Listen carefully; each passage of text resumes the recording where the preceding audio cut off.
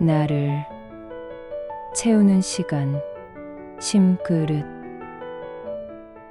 오늘도 하루 종일 사람들과 부딪히며 복잡한 생각들의 홍수 속에서 수고 많으셨습니다. 직장에서는 상사의 말 한마디에 하루 종일 기분이 상하고, 집에서는 가족들과의 작은 갈등에 마음이 무거워지고, 친구들과의 관계에서도 내가 너무 예민한 건가 하는 생각에 잠 못 이루는 밤들이 있으시죠? 문자 메시지 하나에도 상대방의 기분을 읽으려 하고, SNS에 올린 글에 좋아요가 적으면 사람들이 날 좋아하지 않나 하고 고민합니다. 누군가의 차갑게 느껴지는 인사에도 내가 뭘 잘못했나 하며 밤새 되돌아보곤 합니다. 현대를 살아가는 우리는 정말 복잡한 인간관계 속에서 살고 있습니다. 하지만 놀랍게도 2500년 전 부처님께서도 제자들과 함께 이런 고민들을 나누셨습니다. 사람의 마음, 그리고 사람 사이의 관계에서 오는 고통은 시대를 초월한 인간의 숙명인 것 같습니다. 오늘은 우리 모두가 공감할 수 있는 일상의 이야기를 통해 부처님께서 제자들에게 전해주신 지혜를 함께 나누어 보겠습니다. 첫 번째 이야기, 혜림 씨의 상처. 혜림 씨는 대학 동기 친구들과 매달 모임을 갖고 있습니다. 그런데 최근에 정말 속상한 일이 있었습니다. 지난달 모임에서 혜림 씨가 최근 직장에서 승진했다는 소식을 전했습니다. 기쁜 마음으로 친구들과 나누고 싶었는데 반응이 생각보다 차가웠습니다. 아, 그래? 좋겠다. 요즘 승진도 쉽게 되나 보네. 혜림이는 항상 운이 좋아. 혜림 씨는 이런 반응이 의외였습니다. 친구들이 함께 기뻐해 줄 거라고 생각했는데 오히려 질투하는 것 같았습니다. 더 속상한 것은 며칠 후 다른 친구를 통해 들은 이야기였습니다.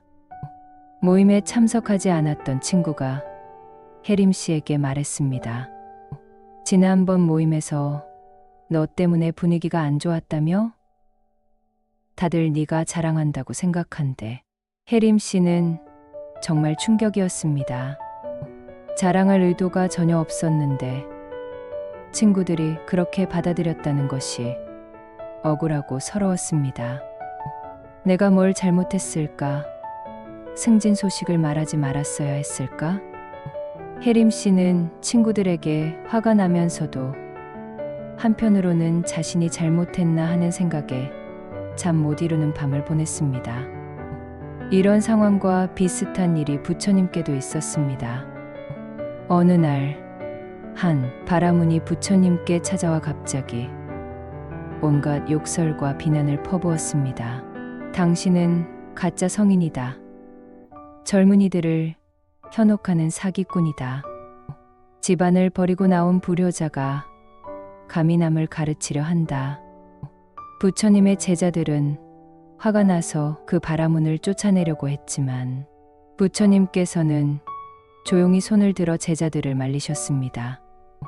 부처님께서는 끝까지 바라문의 욕설을 듣고 계시다가 바라문이 숨을 고르는 틈에 조용히 물으셨습니다.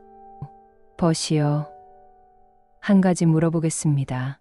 당신이 손님에게 음식을 정성스럽게 준비해서 대접했는데 그 손님이 그 음식을 받지 않는다면 그 음식은 누구의 것이 되겠습니까? 바라문이 어리둥절해하며 답했습니다. 그야 당연히 내 것이지요. 그렇습니다. 당신이 지금 저에게 던지는 분노와 욕설을 저는 받지 않겠습니다. 그러면 그것은 누구의 것이 되겠습니까? 바라문이 당황하자 부처님께서 이어서 말씀하셨습니다. 당신이 지금 저에게 화를 내고 있지만 정작 괴로워하는 것은 당신 자신입니다. 당신의 얼굴은 붉어지고 목소리는 떨리며 마음은 어지러워졌습니다. 저는 아무런 고통도 받지 않았습니다. 분노는 뜨거운 수칠남에게 던지려다 자신의 손을 태우는 것과 같습니다. 던지기도 전에 이미 당신의 손이 타버렸습니다. 바라문은 자신의 모습을 돌아보며 점점 부끄러워했습니다. 부처님께서 다시 부드럽게 말씀하셨습니다. 벗이여, 당신은 왜 저에게 화를 내러 왔습니까? 정말 제가 잘못했기 때문입니까? 아니면 다른 이유가 있습니까? 바라문이 고개를 숙이며 답했습니다. 사실 제 아들이 당신의 제자가 되겠다고 해서 집을 나갔습니다. 저는 그것이 분해서 아, 그렇군요. 당신은 아들을 잃은 슬픔 때문에 화가 나신 것이군요. 하지만 그 슬픔과 분노를 저에게 던진다고 해서 아들이 돌아오겠습니까? 오히려 당신만 더 괴로워질 뿐입니다. 부처님의 이 가르침은 혜림 씨의 상황에도 적용됩니다. 친구들의 차가운 반응과 뒤에서 하는 말들은 친구들의 마음에서 나온 것입니다. 그것을 혜림 씨가 받아들일지 말지는 혜림 씨의 선택입니다. 하지만 혜림 씨가 화를 내고 억울해하는 것은 뜨거운 숯을 쥐고 있는 것과 같습니다. 친구들은 멀쩡한데 혜림 씨만 괴로워하고 있는 것이죠. 이런 상황에서 우리가 할 수 있는 것들을 생각해 보겠습니다. 첫째, 상대방의 반응 뒤에 숨은 마음을 이해해 보는 것입니다. 친구들의 질투 섞인 반응은 어쩌면 그들 자신의 아픔에서 나온 것일 수도 있습니다. 자신의 상황과 비교해서 속상했을 수도 있습니다. 둘째, 내 의도와 상대방의 받아들임이 다를 수 있음을 인정하는 것입니다. 내가 자랑할 의도가 없었어도 상대방이 그렇게 받아들였다면 그것도 하나의 현실입니다. 셋째, 분노와 억울함에 머물지 않고 지혜로운 대응을 선택하는 것입니다. 친구들과 솔직하게 대화해 볼 수도 있고 시간을 두고 관계를 정리해 볼 수도 있습니다. 잠시 눈을 감고 편안한 자세로 몸의 긴장을 풀어봅니다.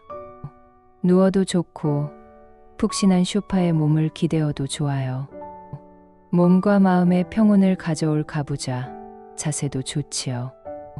당신이 편안할 그 자세로 살포시 마음을 내려놓고 나를 채워봅시다. 하나, 둘, 셋, 넷, 다섯, 여섯, 일곱, 여덟, 아홉, 열. 두 번째 이야기, 준호 씨의 일터. 준호 씨는 마케팅 회사에서 일하는 5년차 직장인입니다. 일에 대한 열정도 있고 실력도 인정받지만 한 가지 큰 고민이 있습니다. 바로 직속 상사와의 관계입니다. 그 상사는 매우 완벽주의적인 성격으로 작은 실수도 용납하지 않습니다. 준호 씨가 밤늦게까지 준비한 기획서에도 항상 수정사항을 찾아내고 회의에서는 준호 씨의 의견을 묵살하곤 합니다. 어제도 이런 일이 있었습니다. 준호 씨가 한 달간 준비한 캠페인 기획안을 발표했는데 상사는 처음부터 끝까지 부정적인 반응만 보였습니다. 이런 식으로 하면 안 돼. 시장 분석이 너무 얕고 타겟층 설정도 애매해. 준호 씨는 정말 화가 났습니다. 그 상사는 항상 문제점만 지적할 뿐 대안을 제시하지도 않고 격려의 말도 없었습니다. 집에 와서 준호 씨는 친구들에게 하소연했습니다. 정말 그 사람은 왜 저렇게 인간적이지 못할까? 부하 직원을 격려할 줄도 모르고 항상 깎아내리기만 하고 준호 씨는 상사를 생각하면 화가 나서 잠을 못 이루고 출근하는 것도 스트레스가 되었습니다. 부처님께도 이런 어려운 관계가 있었습니다. 바로 사촌 형제인 데바다타와의 관계였습니다. 데바다타는 부처님과 함께 수행을 시작했지만 점점 부처님에 대한 질투심과 경쟁심이 생겼습니다.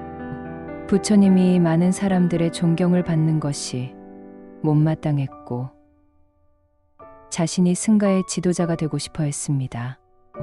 데바다타는 부처님의 가르침에 반대하며 제자들을 선동하기도 하고 심지어 부처님을 해치려는 시도까지 했습니다.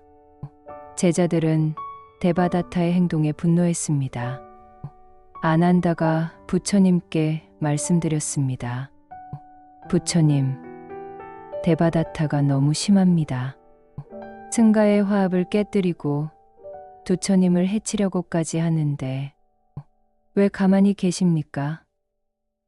그를 승가에서 내쫓으시지 그러십니까? 부처님께서 조용히 답하셨습니다.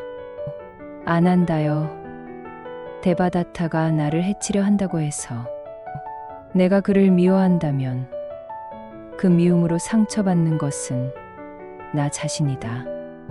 그가 독을 뿌린다고 해서 내가 독을 먹을 이유는 없다. 데바다타는 자신의 어리석음과 질투심 때문에 이미 충분히 고통받고 있다. 내가 거기에 분노까지 더한다면 그것은 어리석음 위에 어리석음을 더하는 것이다. 사리푸트라가 물었습니다. 부처님, 그렇다면 데바다타의 행동을 그냥 두고 보시겠습니까? 그렇지 않다. 나는 그의 행동을 막을 것이다.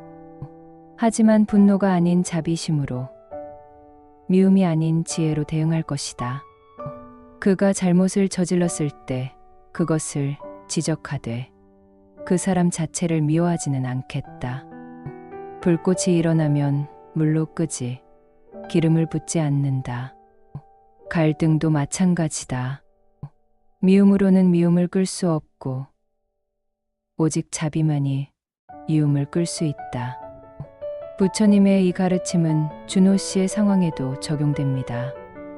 상사의 까다로운 성격과 도정적인 피드백은 상사 자신의 방식입니다. 그것이 옳고 그름을 떠나서 준호 씨가 그것에 화를 내며 밤잠을 설치는 것은 자신만 괴롭히는 일입니다. 직장에서 어려운 상사나 동료와 지내는 지혜를 생각해 보겠습니다. 첫째, 상대방의 방식을 이해하려 노력하는 것입니다. 완벽주의적인 상사는 어쩌면 그만큼 일에 대한 책임감이 크거나 자신만의 불안감이 있을 수 있습니다. 둘째, 감정적 반응과 업무를 분리하는 것입니다. 상사의 피드백이 기분 나쁘더라도 그 안에 업무 개선의 힌트가 있을 수 있습니다. 셋째, 내 마음의 평화를 지키는 것입니다. 상사가 어떻게 행동하든 내가 화내고 스트레스 받을 이유는 없습니다. 잠시 마음을 내려놓고 나를 채워봅시다.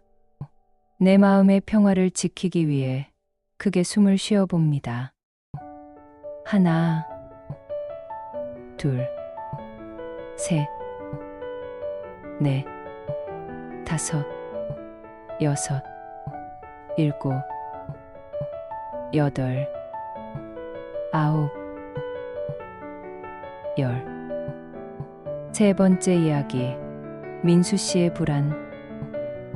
민수 씨는 SNS를 자주 이용하는 30대 직장인입니다. 하지만 최근 SNS 때문에 스트레스가 많습니다. 다른 사람들의 게시물을 보면 모두 행복해 보입니다. 여행 사진, 맛있는 음식, 승진 소식, 결혼 발표. 반면 자신의 일상은 너무 평범하고 재미없어 보입니다. 민수 씨는 자신도 멋진 사진을 올리려고 노력하지만 좋아요 수가 적으면 우울해집니다. 사람들이 내 게시물에 관심이 없나? 내가 재미없는 사람인가? 하고 말이죠. 회사에서도 마찬가지입니다. 동료들이 자신을 어떻게 생각하는지 계속 신경 쓰입니다. 회의에서 발언할 때도 이 말이 바보같이 들리지 않을까? 하고 걱정하고, 점심시간에 혼자 있으면 동료들이 나를 따돌리는 건 아닐까? 하고 생각합니다. 민수 씨는 다른 사람들의 시선에 너무 신경 쓰느라 자신의 진짜 생각과 감정을 잃어버린 것 같습니다. 이때 우리는 부처님의 가르침을 들어봅니다. 어느 날 한 젊은 수행자가 부처님께 찾아와 고민을 털어놓았습니다. 부처님, 저는 다른 수행자들과 비교하면 수행이 많이 부족합니다. 다른 사람들은 명상을 오래 할 수 있는데 저는 금세 딴 생각이 듭니다. 다른 사람들은 경전을 많이 외우는데 저는 기억력이 나쁩니다. 사람들이 저를 어떻게 생각할까요? 부처님께서 그 수행자를 바라보며 말씀하셨습니다. 그대는 지금 무엇을 하고 있는가? 다른 사람들과 저를 비교하고 있습니다. 그래서 기분이 어떤가? 괴롭습니다. 그렇다. 비교하는 마음은 괴로움을 낳는다. 그대가 다른 사람을 의식하는 동안 그대는 자신의 진짜 모습을 잃어버린다. 부처님께서 이어서 말씀하셨습니다. 연못 속의 달을 보았는가? 연못이 흔들리면 달도 흔들려 보인다. 하지만 하늘의 달은 항상 고요하다. 그대의 마음이 타인의 시선에 흔들리면 그대 안에 진정한 자아도 흔들려 보인다. 하지만 그대 안의 진정한 자아는 항상 완전하다. 다른 사람이 그대를 어떻게 보든, 그대가 잘하든 못하든 그대의 본질은 변하지 않는다. 또 다른 제자가 물었습니다. 부처님, 그렇다면 다른 사람들의 의견은 전혀 신경 쓰지 않아도 되는 건가요? 그렇지 않다. 다른 사람의 조언이나 가르침은 소중하다. 하지만 그들의 시선에 휘둘려서 자신을 잃어버리면 안 된다. 지혜로운 사람은 타인의 말을 듣되 자신의 중심을 잃지 않는다. 거울을 본다고 해서 거울이 되는 것은 아니다. 부처님의 이 가르침은 민수 씨의 상황에도 적용됩니다. SNS의 좋아요 수와 동료들의 시선이 민수 씨의 가치를 결정하는 것은 아닙니다. 그런 외부의 평가에 휘둘리면 자신의 진정한 모습을 잃어버리게 됩니다. 건강한 자존감을 기르는 방법들을 생각해 보겠습니다. 첫째, 자신만의 기준을 갖는 것입니다. 다른 사람의 성취와 비교하지 말고 어제의 나와 오늘의 나를 비교하는 것이죠. 둘째, 타인의 의견을 참고하되 휘둘리지 않는 것입니다. 건설적인 비판은 수용하되 악의적인 평가는 흘려보내는 지혜가 필요합니다. 셋째, 자신의 내재적 가치를 인정하는 것입니다. 무엇을 하든 안 하든 내가 존재하는 자체로 가치 있는 사람임을 아는 것입니다. 잠시 마음을 내려놓고 나를 채워봅시다.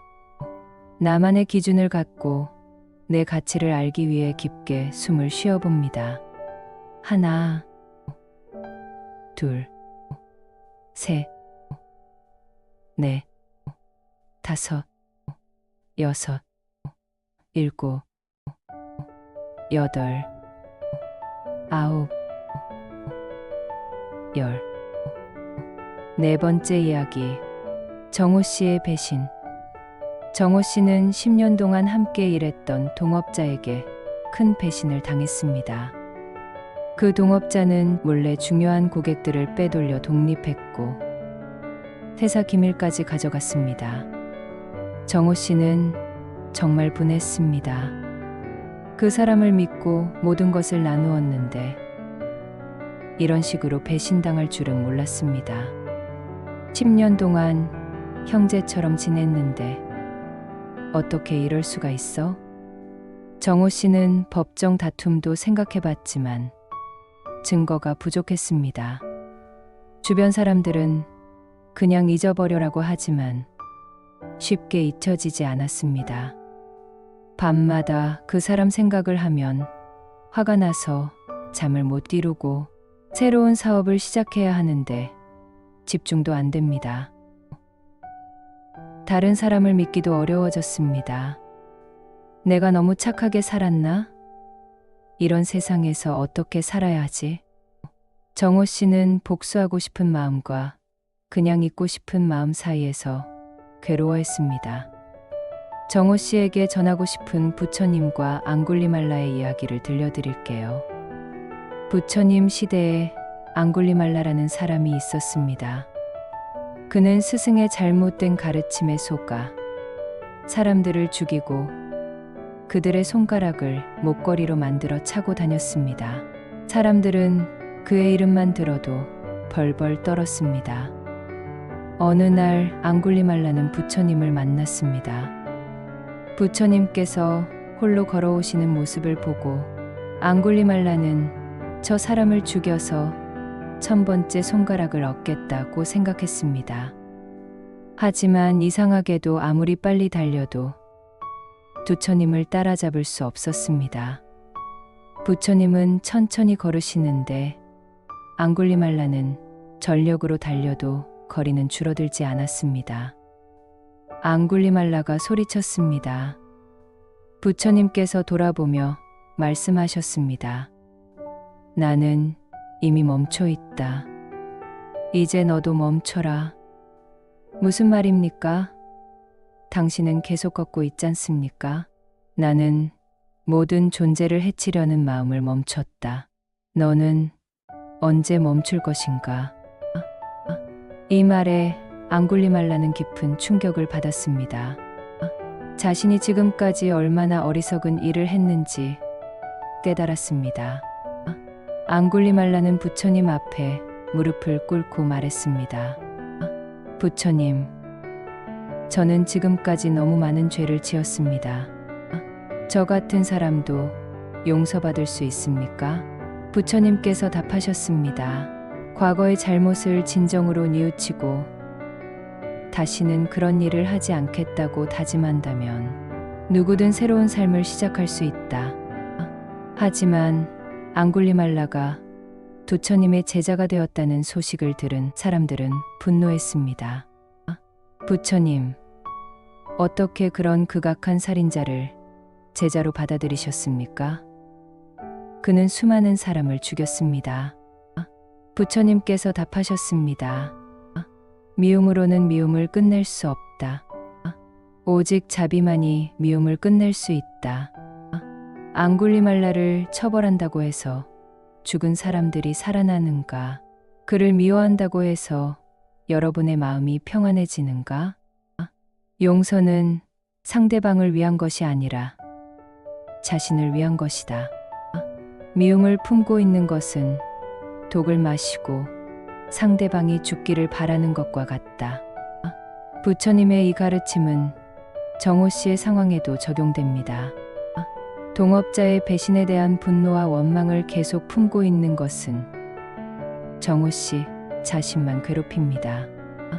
그 동업자는 새로운 사업을 하며 잘 살고 있는데 정호 씨만 괴로워하고 있는 것이죠. 용서에 대한 올바른 이해를 해보겠습니다. 첫째, 용서는 상대방의 잘못을 인정하지 않는 것이 아닙니다. 잘못은 잘못이지만 그것 때문에 내가 괴로워할 필요는 없다는 의미입니다. 둘째, 용서는 상대방과 다시 관계를 맺어야 한다는 뜻이 아닙니다.